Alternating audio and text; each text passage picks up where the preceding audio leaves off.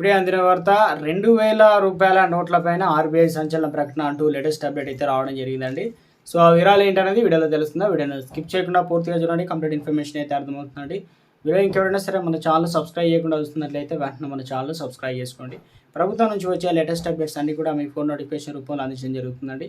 చూస్తున్నారు కానీ లైక్ చేయడం మర్చిపోతున్నారని దయచేసి లైక్ చేయండి. లేట్ చేయకుండా రద్దు తర్వాత సడన్గా వచ్చి 2000 రూపాయల నోట్లను తిరిగి వెనక్కి తీసుకునే ప్రక్రియ reserve bank of India RBI 2023 మే 19న ప్రారంభించింది. అప్పటికి దేశవ్యాప్తంగా 3.56 లక్షల కోట్ల విలువైనటువంటి 2000 రూపాయల నోట్లను చలామణిలో ఉన్నట్లు రిజర్వ్ బ్యాంక్ వెల్లడించింది.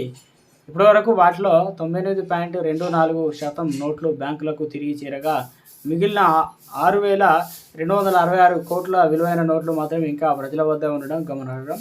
ఈ నోట్లను డిపాజిట్ చేసేందుకు పౌరులకు గత ఏడాది అక్టోబర్ 7న వరకు అవకాశం అయితే ఇచ్చిన ఆర్బీఐ ఆ తర్వాత వచ్చేసి దేశవ్యాప్తంగా ఉన్న తన 19 ప్రాంతీయ కార్యాలయాల్లో ఈ సేవలను కొనసాగిస్తుందన్నమాట.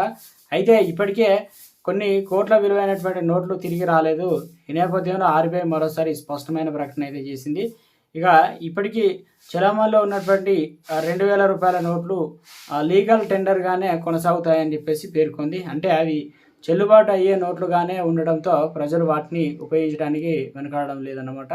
ఇదే సమయంలో ఆర్బీఐ ప్రజలు తమ వద్ద ఉన్నటువంటి 2000 రూపాయల నోట్లు తిరిగి జమ చేయాలని కోరుతూ ఉంది. దీనికోసం ఆర్బీఐ ప్రాంతీయ కార్యాలయాలను నేరుగా సంప్రదించకపోయినా పాస్పోర్టు ఆఫీస్ ద్వారా ఆ నోట్లను పంపించేందుకు వీలుగా సూచనలు అయితే చేసింది.